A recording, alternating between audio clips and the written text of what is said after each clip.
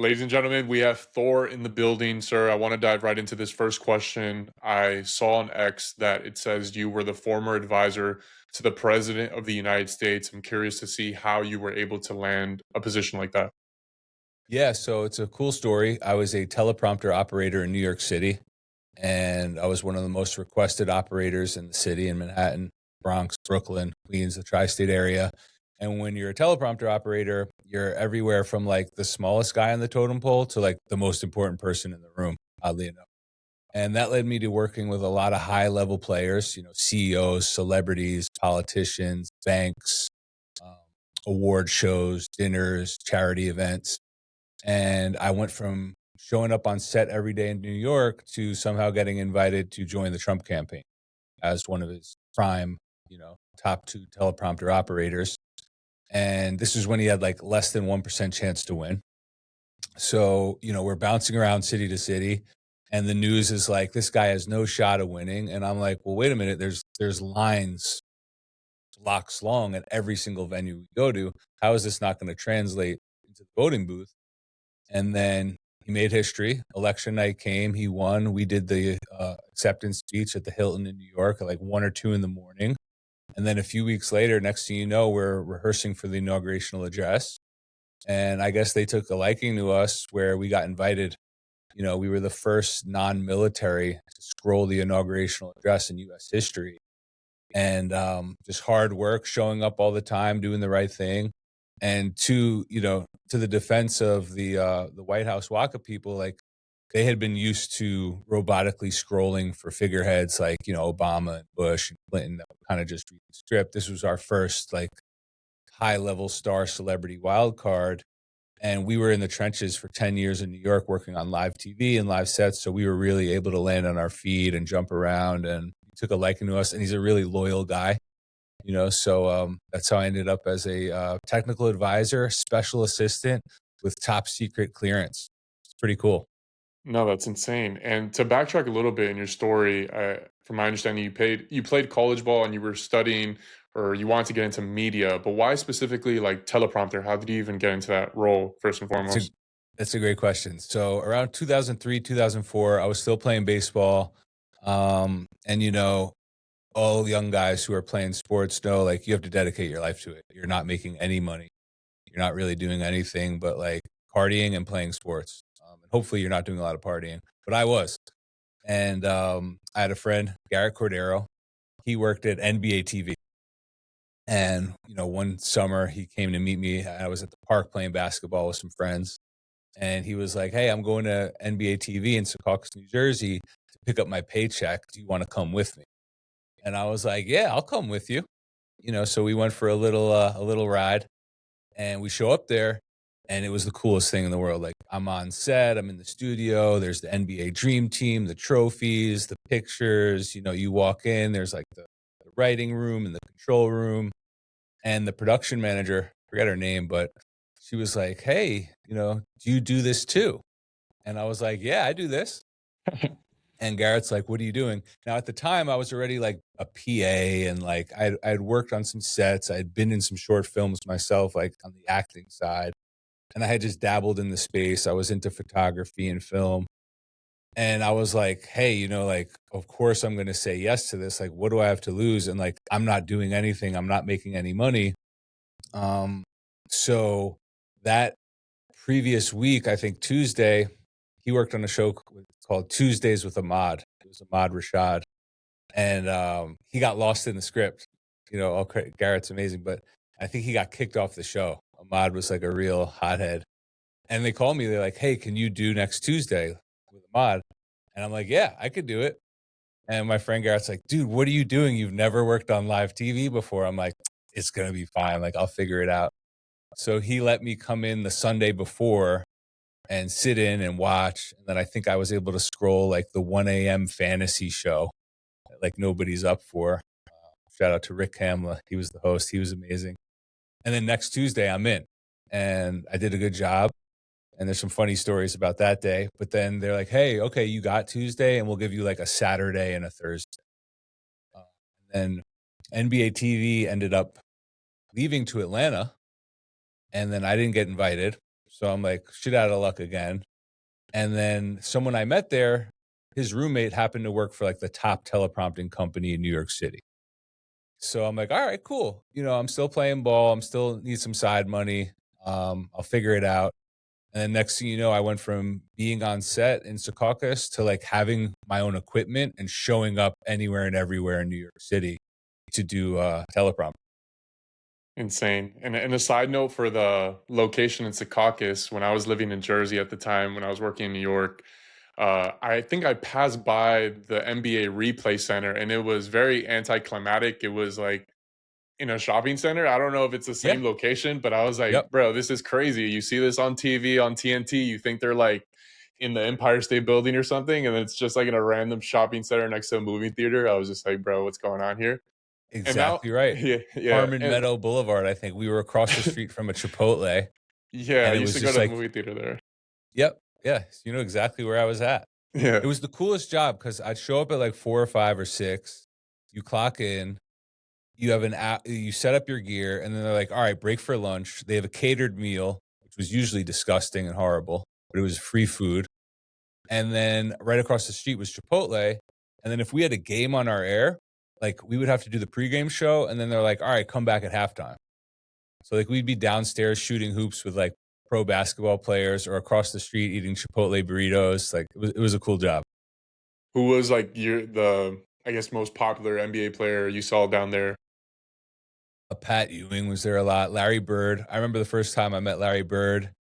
I'm like, this guy's 7 feet tall. You don't realize how tall Larry Bird is He's until like you six see him. eight, right? 6'9", 6'8", Yeah. 6'9". Yeah. Yeah, he's a giant. He's like a giant. And Thor, so to dive into teleprompting, because I know zero of this, all I kind of see high level is sentences on a screen moving up and down. Like, what are some of the mechanics or nuances that people don't realize how hard this actually is?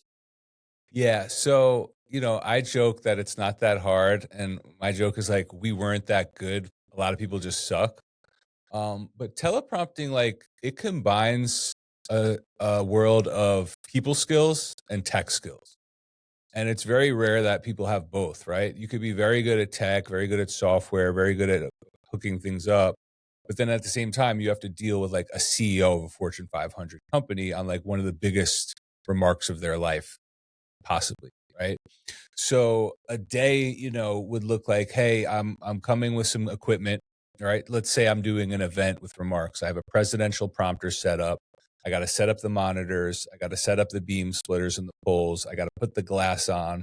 Then I got to go back to my station, power up my laptop, power up the software, feed that laptop with like a BNC cable, right, to the monitor, check that everything's right on stage, go back to my laptop, edit the remark, receive the remarks from the writer or the assistant or whoever, and that could be anything from like you have the remarks the night before to like they're giving you the remarks like 5 minutes before they get on stage. And that could be anything from like, hey, like here's my remarks, whatever, no big deal, I'm going to ad lib, to like you're changing the remarks every 10 seconds and people are anal and did you get the so like it could be like a really easy day where sometimes it's like I don't even want to use you to like the most strenuous task ridden day of like constantly making changes, having to be perfect. So it was a really interesting experience. And what was the magnitude of change when you went from live TV, like the NBA, versus with like the president? Obviously, I feel like there's just way more security that goes involved with it. I'm curious to see more about your experience there. Yeah, so, we already were used to like doing live speeches and like for other politicians or CEOs or award shows. So it wasn't that much. I mean, the change was like you went from like this normalcy of like, okay, I'm going to this studio or this set or this corporate office to like, oh, I have a flight at 8 a.m. from this airport to this airport. Then I have to rent a car. Then I have to show up at the site where the rally is, set up the equipment, meet everyone. Now hurry up and wait, prepare for the arrival.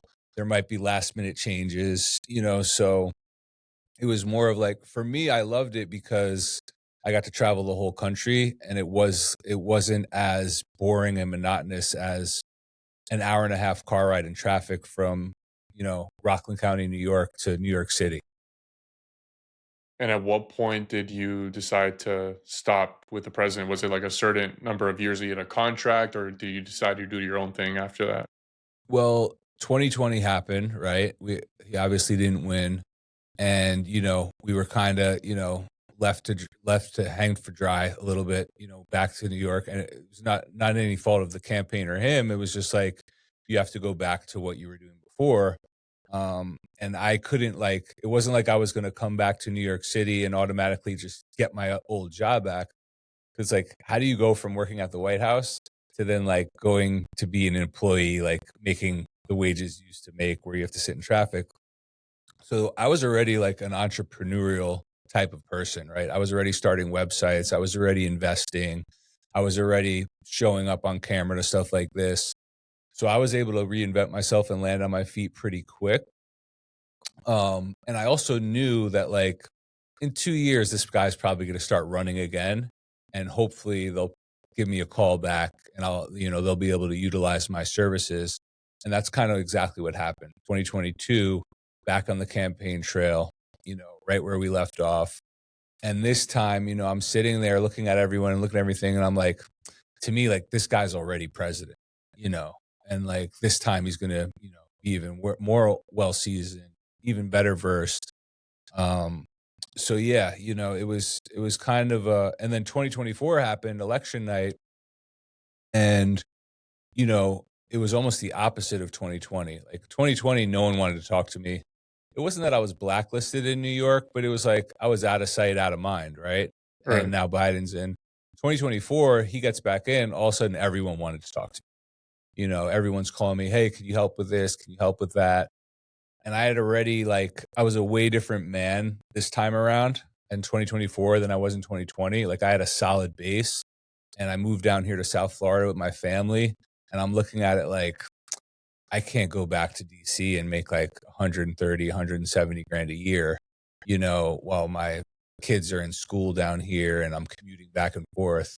So I just said, hey, let me do the consulting, the advising, the investing.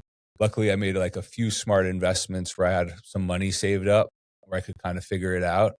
And yeah, but hey, if they want to invite me back for one more year, I might be open to it. I think it would be cool to, at the end of the day, how many people get to work at the White House and you get to be a part of history and you get to learn from those experiences and see so much. So No, it's nuts, man. That's a once in a lifetime opportunity. And this is a question, might be a dumb question that I just thought of right now when listening to your experience. As a teleprompter, you see everything that's involved with the presentations they do. In terms of the speeches that the president gives, how is that process? Is it Donald Trump first writes something and then it goes to this guy or that guy? How does that process really work? So President Trump, he does everything off the top of his head. He's a genius. No, he doesn't use any teleprompter. No, if you remember in the beginning, right, he was anti-teleprompter. In Yeah. some ways, he still is, right? Because it's the Mhm. politician's crutch. It's the guy reading the robotic remarks. Mhm. And when we kind of came into the picture, you kind of show him hey, this is the best of both worlds. You can go off, you can tell your stories, you can say what's on the top of your mind. And if you want, you can come back and have messaging, have statistics, have names, have numbers. Because as you know, if you're talking all day long and you're meeting new people all day long, there's so many things going on at once that it is really cool to have something to come back to of oh, okay, yeah, we have that number, we have that thing we just did. So he has a great team of writers. Even when I wasn't working for the president, no matter, whenever I was working with high level people, even actors, I worked with Sacha Baron Cohen, his writers, comedic writers, politician writers. Writers are some of the smartest people in the room at all times. And I loved working with writers because I feel I can relate to them because they crave knowledge and information. And I'm really I like to nerd out on things. I like to look deep into things, and they're very statistical, and they have to be super on point and factual. So writers were some of my favorite people to work with. And then at the end of the day, right, everything is up to the president and the boss, right? The boss has to look, whether it's the president or a CEO or an actor, they have to review everything and be like, okay, I like that. That's cool. I don't like that. Let's add that. And it's funny because when you're dealing with principals and writers, a lot of times, like a writer's watching the speech, like, is he going to say my favorite line? Oh no, he skipped over. Like, because I'd be in rehearsals with the president or with someone else or with the CEO, and like I found like, oh, okay, a really good idea would come in my head. So I would say the idea out loud, and now you're like on and this is where I kind of separated myself from the pack in a way, because like I just didn't care and I just spoke what was on my mind. And listen, this could hit or miss, right? You could say something and a CEO could be like, "Oh, I love that," or you could say something and they could be like, "Why are you speaking right now?" Like who Right. told you could talk? Right. But more times at not, I would wait for like a sweet spot where I had a really good idea, and then next thing you know, like maybe my line would be said, out loud in front of the world or in front of the award show we're at. So it's a group effort. And at the end of the day, it comes down to the person at the lectern with the microphone in front of them of how they're going to articulate and dictate and tell a story and present the words to the public. Because as you know, I could give you the best speech of all time. If you send someone up there who can't read or doesn't know how to articulate or doesn't know how to express themselves, it's going to fall flat, right? Mhm. So And you said I hope that answered the question. no, it did. And you said something profound there about writers are the smartest people you've met. Like, what are the things that maybe you got from some of those writers that you worked with in your campaign that now you've like utilized as a cheat code in your own life with your content on X or podcasting? Is there something you took out of them? Right away, that's a good question. Like using the same word twice in a sentence or using the same word like twice in a paragraph, like that's become a pet peeve to me. Where before I never really thought about that stuff. Right. So like I've been able to help and correct people where, it's like, all right, find a new way to say that because that's redundant. Redundancy is a big thing you learn from writers. Um, being conversational. I think the redundancy part of people repeating themselves and repeating words, that's a huge thing you learn from writers. And that was an issue like while you were working because like let's say for example the president would ad lib, but he would ad lib saying something that was already written down below in the speech. Now it would be a scramble. And this is where we kind of made our money. It was like, all right, he said that, but that's coming up again. We're going to have to be able to skip that when he comes to that. And that's like a skill set that you probably wouldn't think is important, but can separate yourself like as one of the top operators if you're on your toes and can skip through things so that on camera the person doesn't sound repetitive. And when you made that jump, right? Because I've seen your content and you focus on health. Like, why did you pick that niche specifically? Talk to me about that journey there. Yeah, so naturally was inclined, I was an athlete, still am. I love working out, training, love nutrition. Was always like a bro science bro and a training bro and a nutrition bro. Um, and pretty early on in college in the early 2000s, I was into supplements and then I started getting into diet and nutrition because right out of high school, I had some weird health problems bring up. I had constant heartburn and I had itchy skin, and being in your early 20s, getting these things, naturally, I went to the doctor and the dermatologist is like, hey, you got to take these meds. And then the heartburn gastroenterologist, whatever they're called, is like, hey, you have to take these meds. And I'm like, all right, cool. Um, when when do I come off them? And they're like, no, you have to take those forever. And I was like, that makes no sense. Like, obviously, I'm doing something wrong. I'm eating something that's causing this. Like, just tell me what to do differently. And they're like, no, it's not. It's not what you're eating. It's hereditary. And luckily, because I was young, maybe if I was older, I would have believed them. But I just refused to obey with what they said. Immediately got some books on like Chinese medicine and Eastern medicine. Immediately went to a chiropractor who was considered like a quack in our neighborhood in our county. A man named Dr. Gregory. He's a great doctor, and he was like, "This is like 2003." He's like, "You need to cut out gluten and nitrates." And I'm like, "What's gluten?" He's like, "Oh, bagels, pizza, bread, pasta." cold cuts. And I'm like, oh, that's funny because like my breakfast right now is a bacon, egg, and cheese. My lunch is an Italian combo, and my dinner is like either baked ziti or lasagna or like, So I immediately changed my diet and went more Caribbean. I went rice, beans, meat, potatoes, maybe some vegetables. And then I found this thing called the paleo diet and Mark's Daily Apple. And I started doing this, gluten-free diet. And next, a week later, my heartburn's gone. 2 weeks later, my itchy skin's gone. And that's when I really got red pilled to like, oh my God, everything they're telling us is a lie. Like, this is pretty simple. And then naturally, we're constantly meeting people who have health issues. So like as a storyteller and as someone who like cares about other humans, I'm like, oh, you got to go gluten free. My best friend's mom makes fun of me this day. She's like, you're the first one who ever talked about gluten before we even knew what gluten was. And like now we're on like a totally different. Now it's like I can eat gluten, because now I found out gluten isn't the problem. Actually, something makes you susceptible to gluten, and it's not the root cause. But then, so to fast forward, 2020 comes.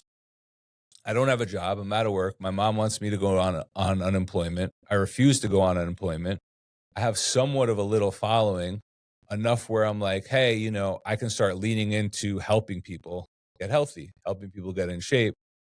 So, but I wasn't fully healthy myself, right? I looked healthy. I looked the part. If you saw me, you're like, this guy looks great. What's he doing? I want to know. But I had some new health issues coming up. One of them was waking up in the middle of the night to pee all the time. And the other was I was losing hair on the bottom of my legs. And I had a little bit of psoriasis on the back of my head and a few other places. My teeth were getting sensitive. A few other ailments. And then, as I'm giving my health advice on Twitter and like an open book, I'm talking about like TUDCA or some supplement. A guy, and I apologize for forgetting his username and his name, comes in my replies and he's like, TUDCA's bad for you. And this is why, because it's bile acids, and bile is the most toxic thing in the body. And then he was like, you need to check out this guy, Dr. Garrett Smith and Grant Chinru. So right away I go check them out. And it was interesting because like sometimes someone replies and you immediately want to fight them and argue with them. This guy replied and like, he wasn't like dunking on me, but he was like, you're wrong. And I was like, all right, let me find out why this guy thinks I'm wrong. And I immediately read this book, Poisoning for Profits by Grant Chinru, about this low vitamin A community. And I'm like, what's this? And I read the book actually on a flight to a job. And I got off the airplane, man, and like, I will never look at the world the same. This guy had stage 3 or stage 4. He had like the final stage of kidney disease. He was looking at going on dialysis. He was done with the steroids. The doctors were like, you only have so much time to live. And he was a genius, like engineer type mind. And he came with the simple, logical conclusion of like, something I'm eating is doing this to myself. And he's like, well, what could this be? So he's on an eczema forum one night, and there's this thing called trigger foods. And what's a trigger food? Oh, it's you eat this food and you get a flare up. So he had the bright idea to put all these trigger foods in like a database and see what these trigger foods have in common. And what they came back with was they were high in vitamin A. And he's like, well, that's weird. Vitamin A is the first vitamin ever discovered. It's this essential nutrient. It's for your eyes. But a few more minutes of research, you see vitamin A is fat soluble and you can overdose on it. And it's also known as retinol, which is an alcohol. Well, why can you overdose on it? Well, you can overdose on it because your liver has a quota. Your liver has a certain storage capacity. And if you get over that quota, it starts to spill out of the liver. Well, what does it spill out as? It spills out as retinoic acid, which is like the same thing that's in a chemical peel that peels women's face off if you get a facial. And when it spills out, it starts to wreak havoc. And this is called autoimmune disease. And this could show up like 50 different ways. So he decides to go on a diet of bison or ground beef, rice, beans, and like an apple once a week. And 22 days in, he had been looking at his eczema under a microscope. All of a sudden, the eczema starts to reverse and is no longer happening. Goes to the nephrologist, the kidney doctors, and they come back with the tests, and they're like, we have to retest you. We think something's wrong. Like your kidney disease has gone away. And he's like, no, you don't have to retest. Like, it's all good. I know what happened. Now, 10 years later, or maybe 12 now, not only hasn't died, he has like 3 or 4 ebooks that are free published. His website is a little bit of a cafeteria food fight, and he doesn't really have any firewalls up. So like, but then I found this guy named Dr. Garrett Smith who kind of took Grant Chinru's work and like 10x'd it. And he was a very commendable doctor because most doctors will be like, no, this is wrong. Like, I'm going to continue to prescribe my vitamin A or my this or that. Dr. Garrett Smith started having call his clients like, hey, yeah, I got new information here. That vitamin A I told you to take, that vitamin D I told you to take, that this I told you to take, like, we're not going to do that anymore. And we have a huge piece of the puzzle here. So for myself, as a whatever hacker, biohacker, experimenter, I'm like, I'm going to implement this right away too. I'm going to go on the low vitamin A diet because at the time I was a health nut who was overdosing on vitamin A considerably. How was I doing that? I was eating carrot juice. I was eating liver. I was taking liver supplements, cod liver oil, spinach, peppers, turmeric, you name it. Every little health thing that we're promoted all day online, like I was trying to do all of them because, I'm the type of person who wants to like be the best and do the best. So I figured, let me check these boxes all day long. Well, went minimalist, went rice, beans, meat. And within a week, I'm no longer waking up to pee at night. Things are starting to get better. I feel the best I've ever felt in my life. And then like 3 weeks in, I have a huge flu sickness happen. And now the old me would have been like, oh my God, this isn't working. I'm sick. The new me with everything I studied and researched, I'm like, holy crap, I'm detoxing this vitamin A, these toxins, which took about a week, and then clear sailing. And then about 6 months later, another detox event. But really the gem here was, okay, now I finally feel confident enough to really scale this and to really spread this to the masses as much as I can. And guess what? I'm taking a less is more approach where everyone's saying, hey, take this, take that, buy this supplement. A lot of what I'm doing is saying, hey, don't take this. In fact, throw this in the garbage. Your liver's going to smile and you're going to get stronger, healthier, and happier. So this is even more safe for me to spread the wealth and knowledge on. Whereas, even if a supplement is technically good, that supplement might only work for 75, 80% of people. There's going to still be a big percentage that, isn't going to get benefits from it. So how can you come out here online and say, hey, everyone should take this, or here, please take that? Yeah, there's a lot to unpack there because I like for myself, there's so many different things that I've seen over the course of my life of like, oh, do this, and then it just completely switches. Like Yeah. to give you an example, like oatmeal, right? I eat oatmeal pretty much every day, and then one time I get a random message from some guy. He's like, "Oh, don't eat oatmeal; it's terrible for you." And then you see like the extremes of like a Brian Johnson, and you see like keto diets and carnivore. So Mm-hmm. for yourself, like through all the research, you're saying the just like rice, meat, and beans is like the you're in the green pretty much. Like this is the most optimal diet for humans based off your research. Based off all the research, the most optimal diet is the one that's going to limit the amount of toxins you're ingesting and then help support your detox pathways and enzymes. So for some people, rice might be a no, right? Maybe they can only tolerate meat and apples at first. What I'm really saying is like all these things that we are promoted every day, force fed, that are good for us, they're actually burdening for us, for our liver, for our system. They're taxing our system, and they're actually making you work harder and get sicker in the long run. So I think the best diet is one that's like, obviously based with protein, uh, bison, beef, elk, venison, chicken if it's soy free and corn free, turkey if it's soy free or corn free.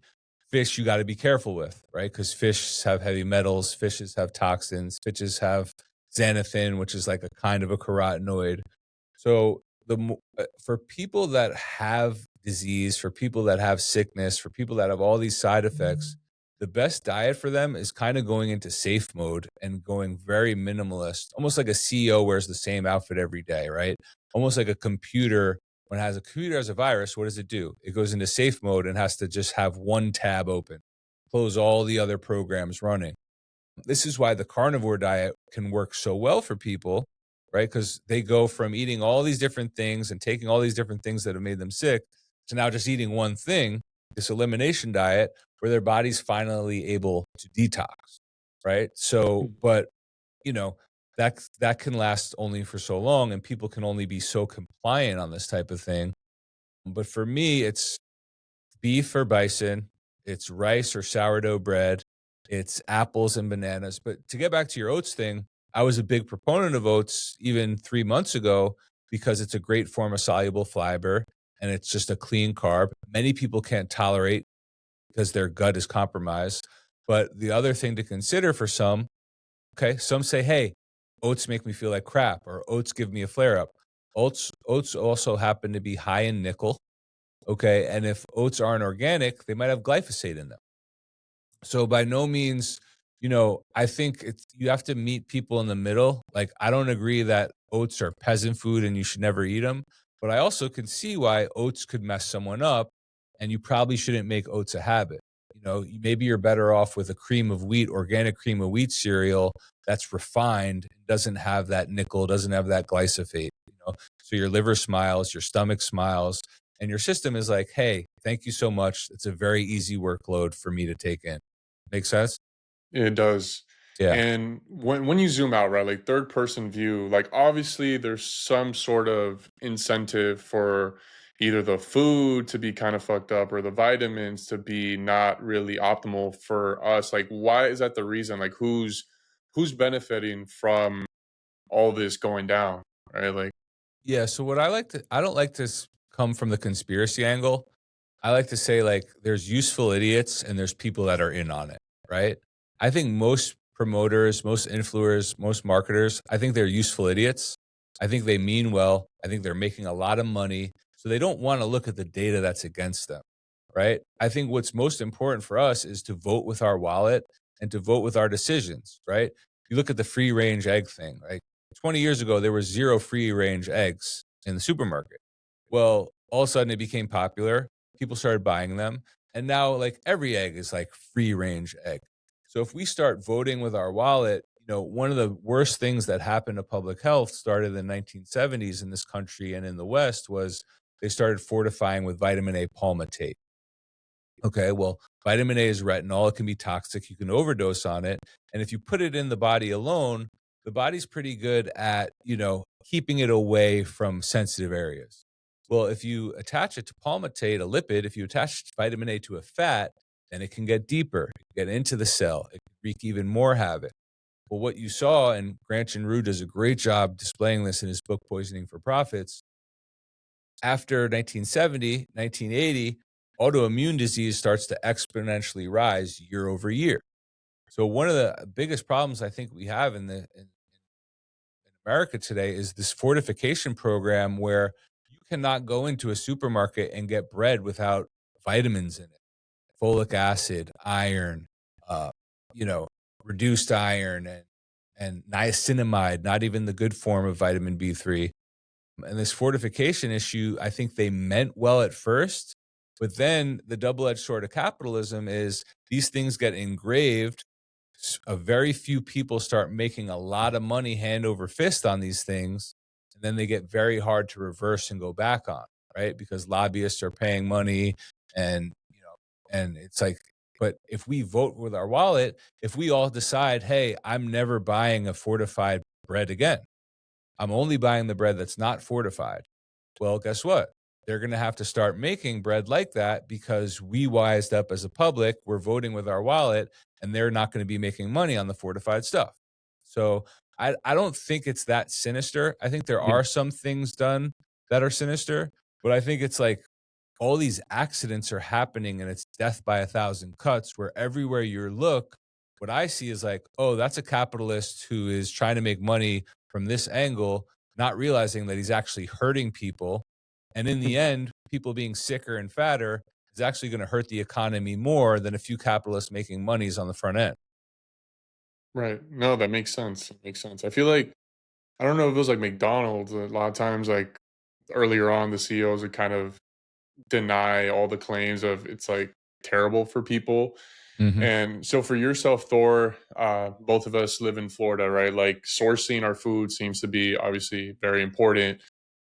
What do you do to go get food? Are you going to Publix? Are you going to Whole Foods? Like how do you walk through that process on a day to day then? Yeah, it's a great question. I go everywhere. I go to the farmer's market to get my meat, right? I go to the farmer's market to get my produce. I go to Publix and I'll get certain things there, but I'll read the ingredients. I'll go to Whole Foods and get certain things there. Got to read the ingredients. Whole Foods has changed a lot, even in the few years I've lived here in Florida. Like the meat is definitely not the same. A lot of the breads now are fortified that weren't before. So with a lot of the breads, I either have to get in the freezer section, or crystal sourdough bread is a good bread that they ship it frozen and then they put it on the shelves and thaw it out. But I kind of spread it out. There's another place called Wild Fork. There's a place called Rancher's Reserve in West Palm Beach that has really good meats. Go back to basics. Know your butcher, know your tailor, know your fish person. Hey, where's this food coming from? At the farmer's market, um, I say, there's grapes, there's apples, there's all this fruit, and it looks amazing. But then I asked the lady, I'm like, hey, where's this from? You know? And it's like, it's funny because sometimes I'm like, oh, those are the same grapes that they have in Whole Foods that were just shipped here from California. Like, so be conscious of, especially when it comes to eating plants, right? Like, know where your bloodline evolved from, know what plants they ate, and know what seasons they ate them in, right? If you're a European, you should not be eating mangoes in January. Your bloodline never ate those mangoes, and they're not in season in January. And they're high in carotenoids, which is chemical warfare, and it's just not going to help you. Like, don't do this for the sake of health. We're coming up on the fall, apples are going to be in season, right? Especially in the northeast and other parts of the country. So like I go into AI now and I'm like, hey, I'm in this state, I'm in this supermarket. Like what produce is from where, when? And I'm like, tell me like what's in season right now. So that's kind of how I approach it. And, with my family, I try to put them on that meat, rice, meat, bread. Like I joke, like eat like you're in the medieval times. Hmm. Eat like you are in a third world country. Like if you look at these third world countries, they might have certain problems, but one things they don't have is autoimmune disease because they can't. They can't walk into a supermarket and have 1,000 options. They have a starch, a protein if they're lucky, and like something in season around them. They eat a very boring, simple, plain diet every single day. It's the same thing. And they don't suffer from the same diseases we do because of it. Yeah, I mean, it's such good points that you're bringing up, dude. Like, and just listening to you talk about this makes me want to take my food more seriously. Like, I wouldn't say I eat terrible, right? Obviously, there's many degrees of it, but I try to cook at home and stay away from like added sugars and things like that. But there's so many different levels that you can take it. And like that approach of like when you go back 200,000 years to hunter gatherer days, these guys were just eating the things that they caught. Um, but yeah, for myself, it's just like, bro, how, like, for example, even to find like a market in Central Florida, is there like an app that you can use to find local markets? Like, for someone that wants to take this seriously, how would they even like implement this? You know? I would get on AI, get on Google, get on whatever your favorite search is, and see where the local farmers markets are at. And not only go to those farmers markets, but talk to those people. Like, hey, where's this food coming from? How do you make it? And you'll find that like a lot of people are just like us. They're getting conscious. They're getting hip to all this. And like it's the most important vote we can make. And we can make this cool and we can make this normal. And what's interesting is like, you know, how many times you see someone like, oh, that person got sick, but they ate so healthy. And it's like, Yeah. well, what does that mean? What does it mean when someone says, I eat healthy? Because for Mhm. you, that could mean something completely different than this person, right? We have all these different definitions for what healthy is. And now you might see me and I'll be eating sourdough bread with a hamburger. and you'll be like, oh, that guy's not eating healthy. But the joke's on them because, like, we know how the liver works. We know how the system works. The other day, there was this 98, 97-year-old Italian guy in Florida who was bodybuilding. I don't know if you saw this guy. He made the news. No, no, I didn't.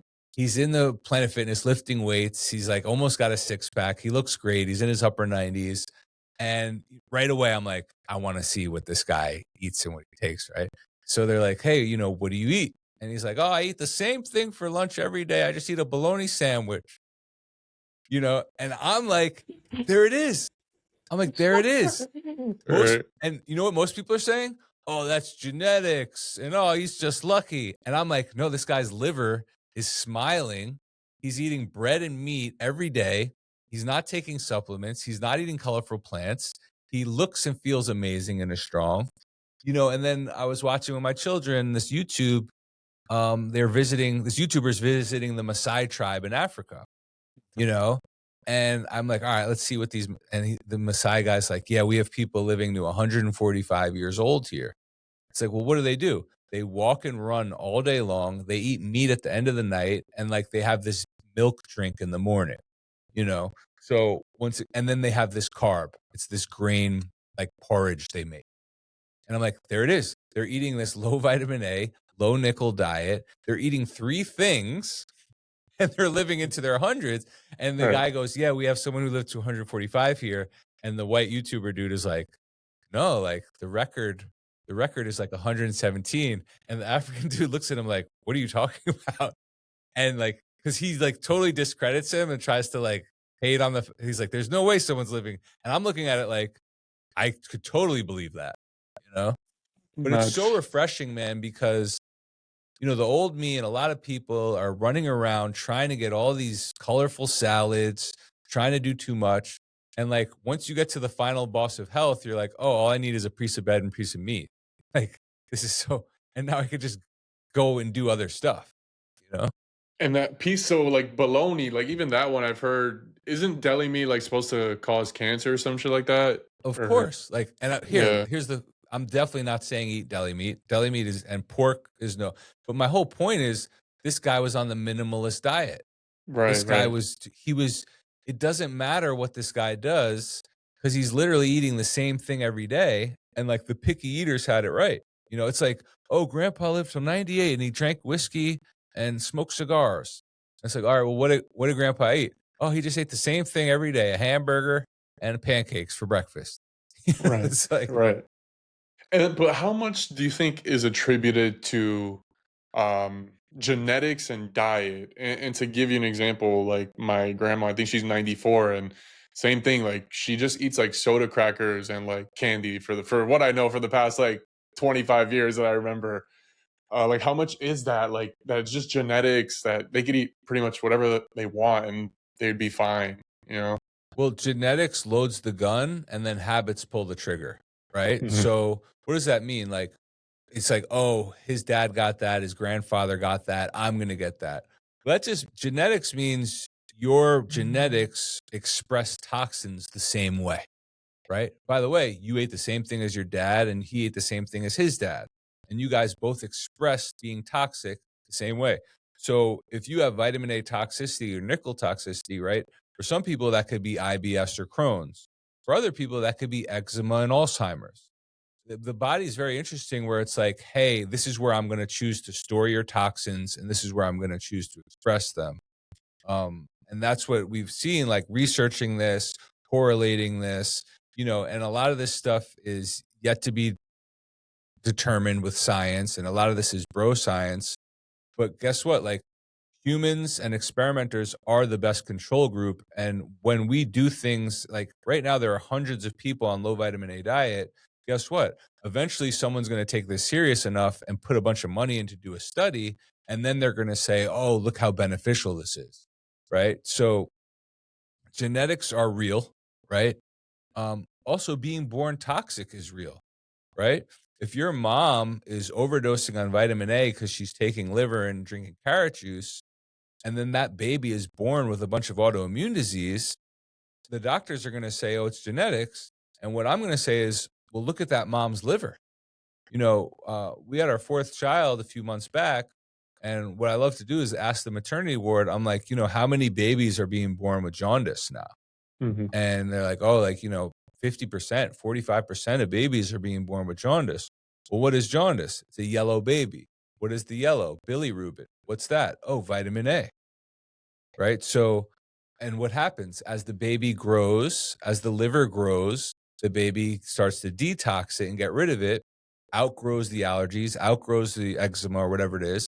And then what happens? They become 18, 19, their liver's done growing, they reach the quota again, and now all these diseases come back. Diseases, cancers, autoimmune disease. Autoimmune disease is not our body attacking itself. Autoimmune disease is we're being poisoned. That's what it is. And once you realize that, and once you know what the poison is and how to avoid it, all of a sudden you get better. And the true healer is the miracle machine of your body. And we could just step aside and you just have fun, live the rest of your life the way you're supposed to be. Thor, this has been an absolute masterclass, my friend. I genuinely learned a lot, and I'm definitely gonna read that book you told me about as well, and just like tap into this more, take this more seriously.